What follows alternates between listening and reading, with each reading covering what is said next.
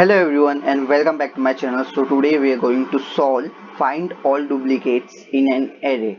Okay, so we will be given an integer array and we will find all the duplicates in that given array for all the repeating numbers in short. Okay, for example 3 and 2 in this given array or in this example are repeating.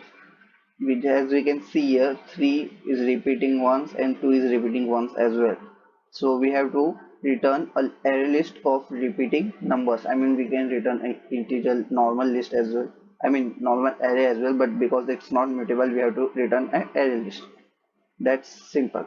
So here you can look at a brute force approach, and this might work fine normally, but the problem here is if we submit this solution, what will happen? What do you think will happen?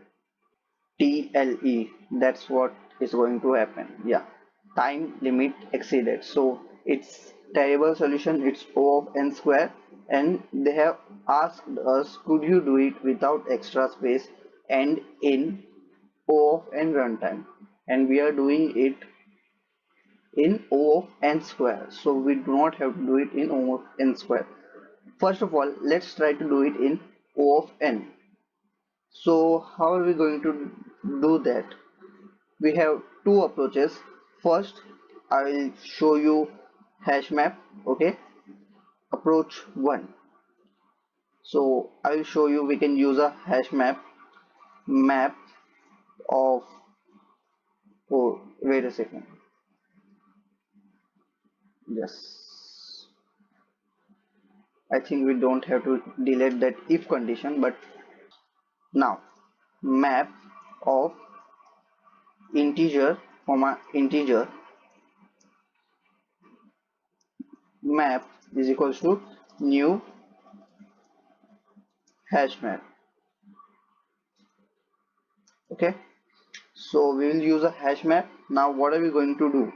First of all, we will have a loop for integer I is equals to 0, I is less than nums dot length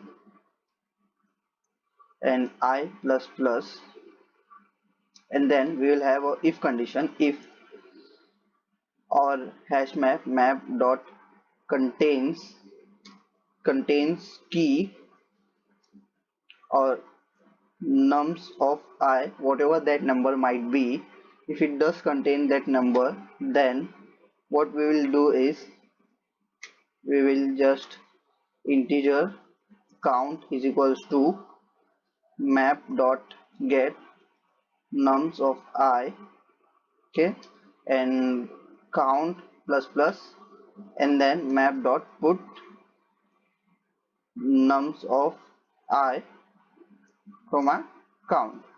So if a number appears more than once, then its count is going to be greater than 1, whatever it might be. If it appears 2 times, the count will be 2. If it appears 3 times, the count will be 3.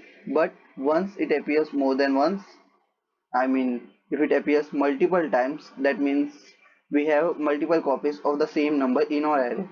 So now we have to use a else function, where if our hash map does not contain that number, we will just put it that number. We will just insert that number into our hash map dot put nums of I comma 1, because it appears once.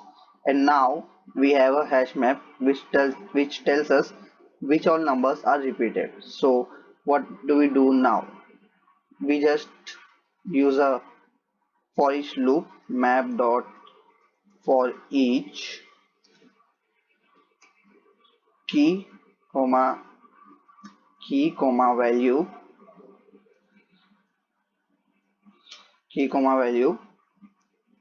if our value is greater than 1, we will just duplicates dot add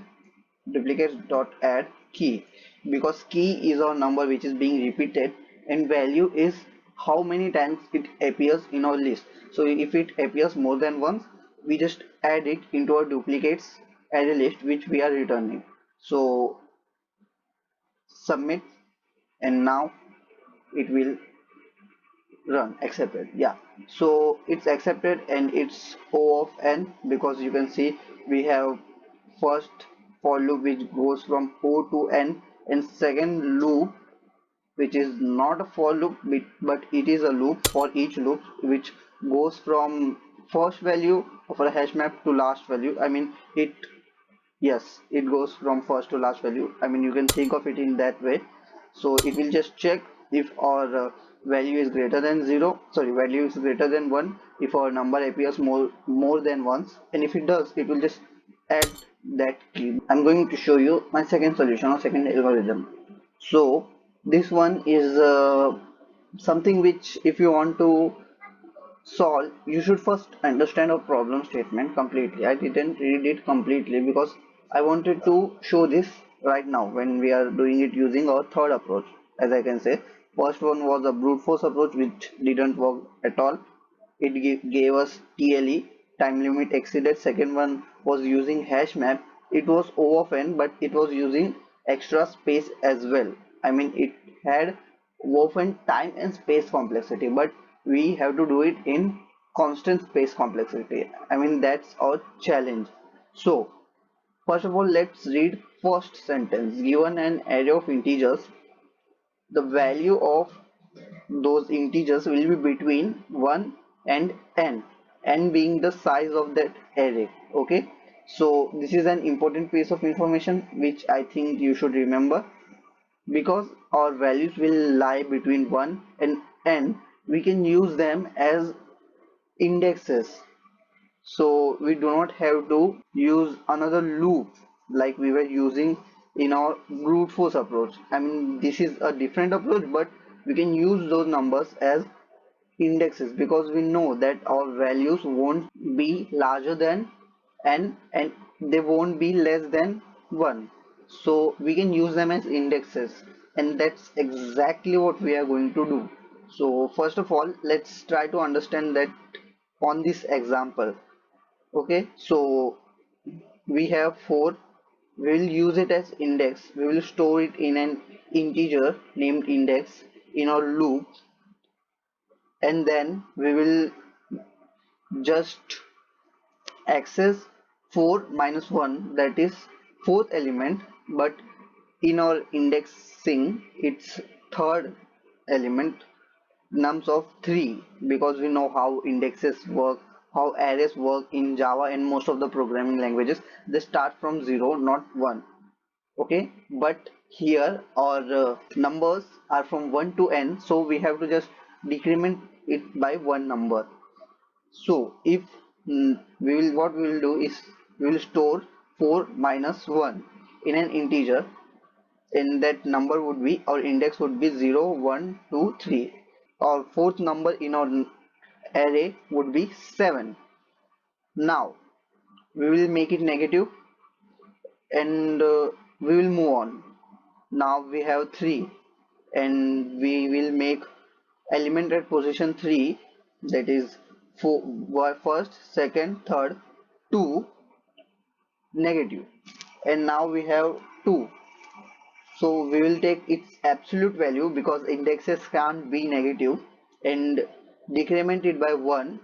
So first value 3 will be negative, we will make it negative, and now 7 is negative, and we will see our last index, we will make it negative as well.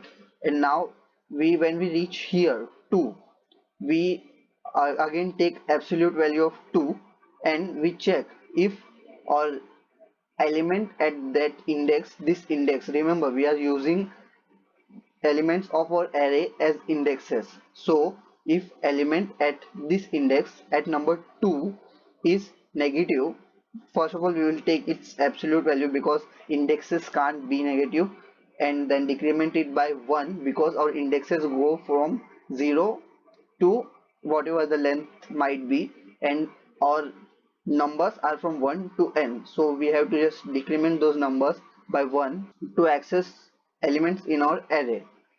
So when we reach here 2, the element at second position 0, 1, that is 3, will be already negative, so we will add that number in our array list. And then when we reach here the element at position 3, that is 432, will be negative as well. So we will add that number as well in our array. But when we reach here 1, our first element won't be negative. We will make it negative, but now our loop breaks because we reach the end of our loop and we got our numbers or duplicate numbers. So let's code it out. It's simple if you understand the theory behind it or the logic behind it. Now first of all, what we will do, we will create an index is equals to nums of nums of I, and we will take its absolute value. We will use math dot absolute to get its absolute value minus 1, because our numbers go from 1 to n and we want numbers from 0 to n minus 1. That's why. Okay, so now we will have a if condition. If our nums of index is less than 0, if it's negative, then we will add those numbers in our duplicates array list, and you know why. We will add index, we'll add math dot absolute index plus 1. Why are we doing index plus 1? Because when we get here, our number is a negative number. Oh sorry, we don't have to do math dot absolute here because it is going to be absolute value. So we can just do index plus 1, because we are subtracting one number from here to access a particular element in array. But when we are adding, we have to add the original number. That's why we are doing index plus 1. And now what we'll do is nums of index is equals to nums of sorry negative nums of index. So what we are doing, we are just making that number negative, so that if we come again and we check if it's negative or not, and if it is and we are coming back for checking it, that means we came here prior and it's a duplicate value. So that's why we will add it, and now we just return that array list, and let's just submit our code, and it's accepted. If you like my video, smash the like button, hit the subscribe icon and hit the bell icon as well. So I'll meet you in next video. Thank you.